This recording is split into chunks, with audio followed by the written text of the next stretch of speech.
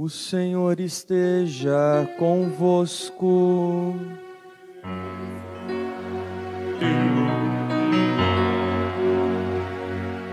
Proclamação do Evangelho de Jesus Cristo, segundo Lucas.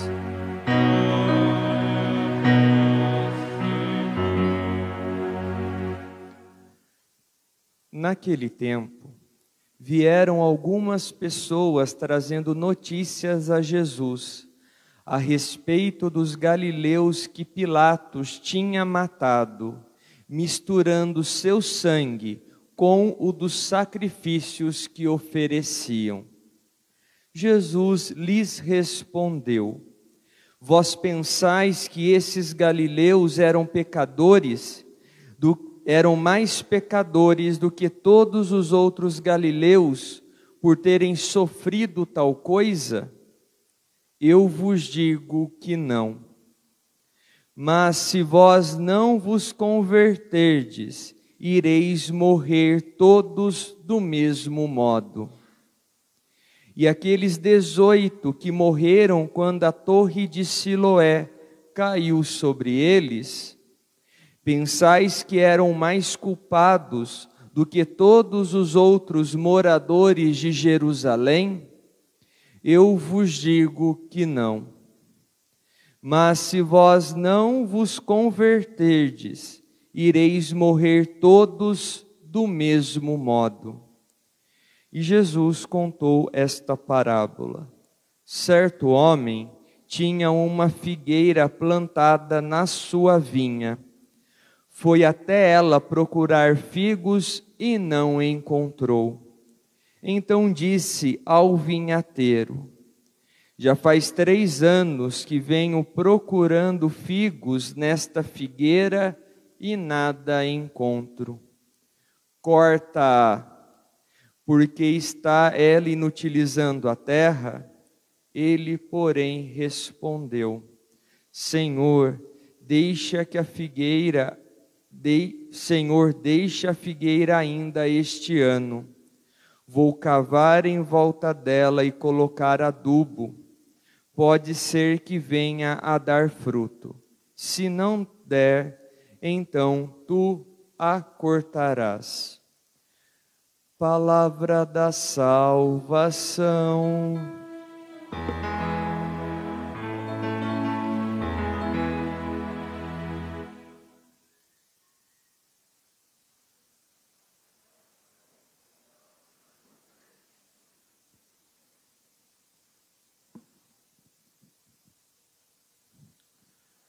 Meus filhos e filhas,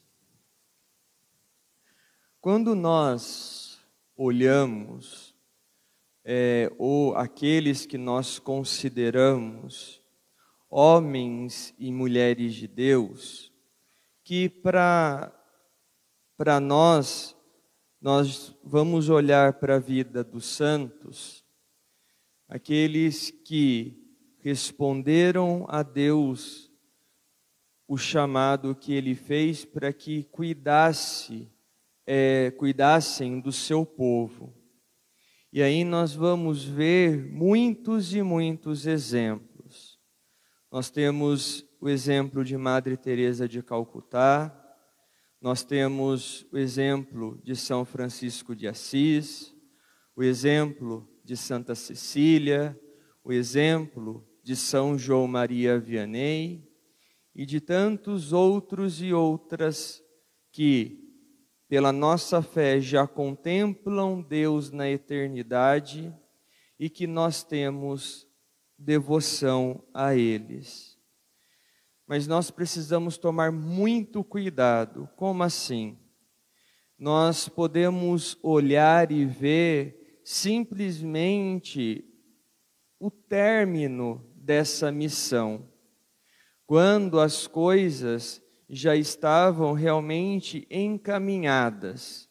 E aí que nós tivemos os seus exemplos.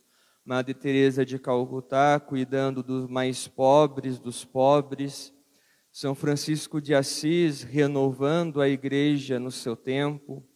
Santa Teresa d'Ávila e São João da Cruz, ajudando a renovar o Carmelo, e aí outros que nós também podemos citar como exemplo. Mas nós não podemos esquecer a luta que muitos deles travaram consigo, com as tentações, inclusive com as suas próprias ambições, para que ao realmente lutar por uma vida de santidade, aí sim conseguiram realizar a obra que Deus pedia a cada um deles.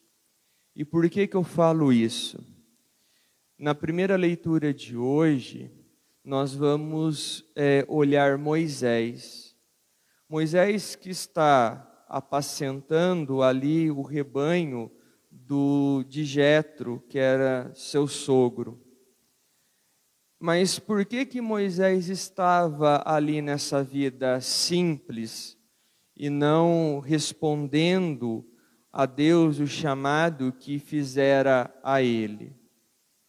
É que num determinado momento, quando nós olhamos os versículos e os capítulos anteriores, nós vamos ver que Moisés contemplou a seguinte cena. Ele viu um soldado egípcio maltratando um hebreu. E quando Moisés viu essa cena o consumiu. E aí ele foi tomar parte daquela discussão, daquela briga, daquele acontecimento. E qual foi a consequência dessa postura de Moisés? Ele, infelizmente, acabou matando o soldado egípcio ali naquela situação. E aí começaram a procurar o responsável por tal morte. E aí Moisés foge e se esconde. E aí ele começa a viver essa vida simples, de pastor, se casando, enfim. E a tradição nos coloca que Moisés ficou muito incomodado com essa situação. Não pela indignação, não pela dor de ver um hebreu sofrer, mas o que ele acabou fazendo. E aí, dentro dessa situação, dessa circunstância, Deus olha para Moisés ali e consegue tirar um bem dessa situação, tentando ensinar a Moisés que aquela indignação que ele sentiu ao ver aquele homem ser maltratado é o mesmo sentimento de Deus quando olhava para o seu povo e o seu povo sendo maltratado, o seu povo ter se tornado escravo ali no Egito. E aí Deus não desiste de Moisés e vai ao seu encontro. E aí, através dessa experiência com Deus, Moisés se transforma. E aí começa realmente a dar passos para cumprir a sua missão. E aí, quando nós olhamos essas situações, até mesmo na nossa vida, tem hora que por algum motivo, por alguma circunstância, até mesmo ali o ato, a nossa indignação, o querer modificar alguma coisa, poderia ser até algo bom. Mas aí, infelizmente, nós acabamos realizando, tomando um caminho diferente, e até mesmo um caminho de contra-testemunho. E aí o que nós podemos fazer? Cruzar os nossos braços simplesmente, ou se arrepender, e aí tentar fazer a diferença. E aí quando nós olhamos a história ali de Moisés, quando Moisés contempla a sarça pegando fogo e ela não se consumindo. E aí Moisés, olhando que ali era uma experiência de Deus, ele mesmo com dúvida, ele mesmo com medo, vai em frente para contemplar aquela visão. E aí quando ele percebe que poderia contemplar Deus face a face, ele cobre o seu rosto. Porque até mesmo na tradição bíblica, na tradição do Antigo Testamento, poucos homens tiveram a graça e a oportunidade de falar com Deus face a face e sobreviver para contar a história, por conta da magnitude de tal experiência. Mas mesmo Moisés, com esse receio, ele vai em direção àquela sarça. E a célebre frase que nós ouvimos várias e várias vezes, que Deus fala com Moisés: tira a sandália dos pés, porque o lugar que você pisa é um lugar santo. Para poder mostrar a dignidade daquele acontecimento. E se nós também formos olhar para os dias de hoje, o local santo que Deus quer habitar, ou que Deus quer consumir, é a nossa vida, é o nosso coração. E nós precisamos aprender a tratá-la com toda a dignidade, olhando que a vida é dom de Deus, mas só que esse dom, quando nós queremos corresponder em forma de agradecimento a Deus, nós vamos precisar assumir responsabilidades e posturas que muitos podem não concordar, muitos podem criticar, muitos podem não entender. Mas se nós somos gratos a Deus e pedimos que Ele habite em nós, e percebemos que esse local onde que nós precisamos tirar a sandália dos pés é a nossa vida e a vida daqueles que estão ao nosso redor, nós vamos conseguir passar pelas dificuldades, por conta do sentido e porque realmente nós temos um porquê de estar realizando tal ação, de tomarmos tal postura em várias situações, mesmo que sejam contrárias à maioria ou à corrente que possa estar favorecendo algum tipo de pensamento contrário ao pensamento de Deus. E também nessa passagem da Escritura, é o momento em que Deus revela o seu nome. Quando Moisés pergunta, ele diz simplesmente que o nome dele é Eu Sou. E esse Eu Sou vai ser dito em muitos outros momentos da Sagrada Escritura, vai ser colocado como Iavé, e até mesmo o nome que não deve ser dito, porque pela honra ao nome de Deus. E quando Deus fala que Ele é que eu sou, é simplesmente porque Ele vai se fazer conhecer não fora de nós, mas junto de cada um de nós, no nosso coração. E o Deus de Israel, o Deus que nós professamos a fé, Ele age na história de cada um de nós. Agiu na história do povo de Israel, porque como que é o grande acontecimento que Deus começa a realmente ser conhecido?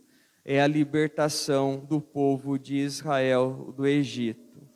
Essa mesma libertação que Jesus realizou na vida de cada um de nós, nos libertando das amarras do pecado, nos mostrando que realmente é possível ter uma comunhão com Deus e que não é nem um pouco assustador poder contemplar Deus face a face, porque nós podemos comungá-lo e Ele está dentro do coração de cada um de nós.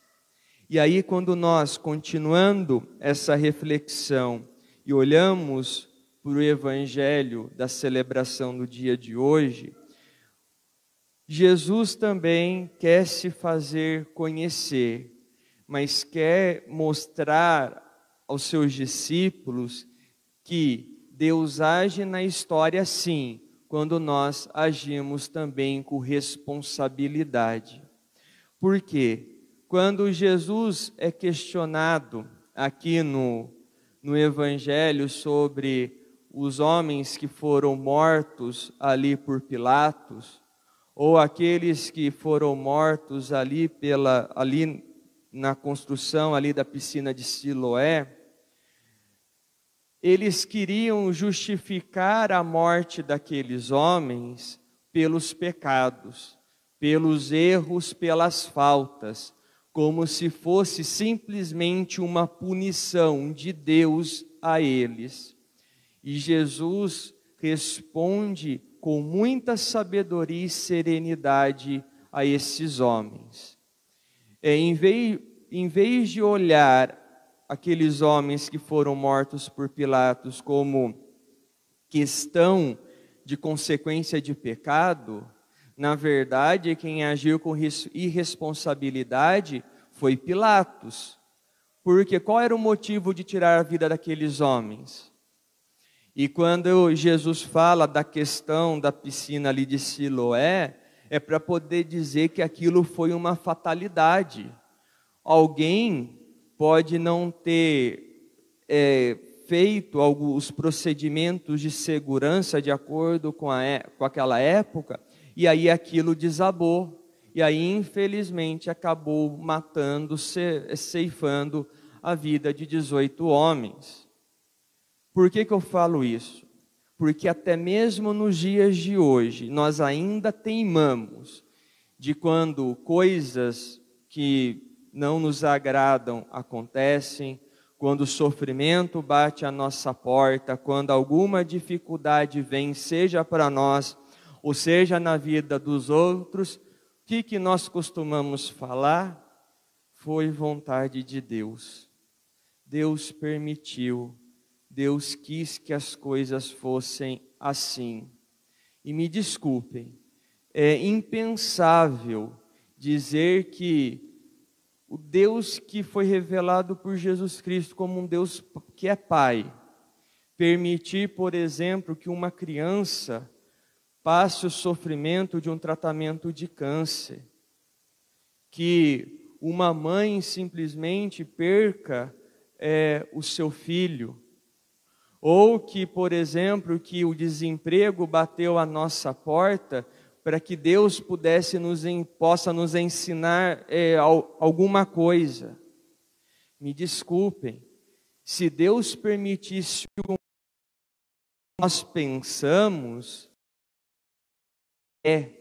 Deus iria se contradizer na sua essência, porque Deus nos ensinou que Ele sempre foi cuidadoso com cada um de nós. Cuidado, tem hora que nós nos fazemos como fracos e Deus, em Jesus Cristo, veio restaurar toda a dignidade do ser humano. E aí, infelizmente, também quando nós usamos de maneira errada a nossa liberdade, isso pode afetar tanto a nós como aqueles que estão ao nosso redor. E uma das maiores provas de amor de Deus a nós foi o quê? Quando Deus deu a liberdade, concedeu o dom da liberdade ao ser humano, o Todo-Poderoso se limitou. O Todo-Poderoso acabou colocando amarras na sua própria mão, porque Ele só vai poder agir na nossa vida, se nós dermos permissão, se nós dermos acesso a Ele. Caso contrário, nós vamos simplesmente fazer aquilo que nos dá na telha, aquilo tem hora que nós acreditamos que é o certo, aquilo que tem hora que nós acreditamos que é o melhor, e aí nós vamos sofrer as consequências. Nós vamos ver realmente as pessoas padecendo porque, infelizmente, não souberam usar esse dom de Deus. E é por isso que Jesus fala do arrependimento. E quando nós olhamos no Evangelho, o final do Evangelho, a figueira, ali que ela não deu seus frutos, e aí o homem ainda pede 1 ano para que seja colocado o adubo, nós precisamos também entender o que? Através dessa mensagem, através da conversão que o próprio Jesus fala do Evangelho. Conversão aqui, povo de Deus, é realmente mudança de comportamento, é mudança de conduta, mudança de pensamento, de acordo com a vontade de Deus. Então, Deus vai nos dando novas oportunidades, Deus vai nos dando novos recomeços. Mas só que nós não podemos esquecer que quando nós falamos de misericórdia, isso eu sempre costumo dizer também, quando nós falamos de misericórdia, necessariamente nós também precisamos falar de arrependimento, de que a intenção é de querer mudar. Caso contrário, nós vamos simplesmente ficar dizendo que Deus nos entende, até mesmo pensando que Deus passa a mão na nossa cabeça, permitindo o mal na nossa vida e na vida daqueles que estão ao nosso redor. Nós precisamos parar de brincar com isso e realmente assumir a nossa responsabilidade, assumir o nosso compromisso, pedir a Deus que nos dê a força necessária, as ferramentas para mudar aquilo que nós precisamos e aí continuar a dar cabo da missão que Ele confia também a cada um de nós. Porque, como eu dizia no começo da reflexão, Deus falou a homens e mulheres da maneira como eles deveriam ser santos no seu tempo. Hoje Ele fala a cada um de nós. E nós precisamos aprender junto de Deus qual é a forma de santidade que Ele quer que nós vivamos. Cada um no seu estado de vida, cada um no seu cotidiano. E aí, para poder encerrar essa reflexão, nós precisamos olhar para a segunda leitura da primeira carta de São Paulo aos Coríntios. Por quê? A comunidade de Corinto, quando foi fundada, e aí começaram os batismos e as conversões, muitas daquelas pessoas ali pensavam o seguinte: eu já fui batizado, eu me converti, então não preciso fazer nada. Muitos cruzavam os braços ou até mesmo voltavam à vida velha diante da conversão, e muitos achavam que isso era normal. Paulo vem e chama a atenção daquelas pessoas, porque Paulo lembra que Deus libertou o seu povo do Egito, da escravidão, a caminhada no deserto. Muitos murmuravam, muitos não foram agradecidos. E o que aconteceu? Porque eles não se esforçaram para viver essa aliança e esse grande acontecimento. Muitos morreram nessa caminhada e muitos também contemplaram a terra, contemplaram o presente de Deus, mas não colocaram os pés na terra, não contemplaram, não consumaram esse desejo de Deus. E é isso que Paulo nos chama a atenção. Se nós nos encontramos com Deus, se nós damos o nosso sim a Ele, esse processo de mudança vai ser contínuo e vai até o nosso último suspiro. Quando nós pensarmos que não temos mais nada para melhorar, que já estamos prontos, que os nossos serviços que nós prestamos a Deus, ou a vida de oração que nós male levamos, se isso já está bom, é a acomodação que bateu no nosso coração. E aí o pior, em vez de nos acomodar, nós começamos a atacar os outros, nós começamos a criticar as pessoas. Hoje em dia, infelizmente, muitos fazem crítica pela crítica, porque se nós criticamos alguma coisa, precisamos mostrar pelo menos um caminho de mudança, um caminho de transformação, porque, me desculpe a sinceridade, falar mal é muito fácil. Criticar o que os outros fazem ou deixaram de fazer é muito fácil. E quando e da mesma forma que nós temos esse crivo em relação aos outros, temos esse crivo também dentro do nosso coração, temos esse crivo durante toda a nossa caminhada nessa terra, porque o que Paulo fala no final da leitura não é simplesmente uma frase de efeito. Aquele que está de pé, cuidado para não cair, é porque tem hora que a arrogância espiritual que nós podemos chegar ao ponto de pensar que nós já estamos salvos e menosprezar a dor do outro, menosprezar aqueles que estão ao nosso redor, nós podemos simplesmente estar cavando a nossa própria condenação.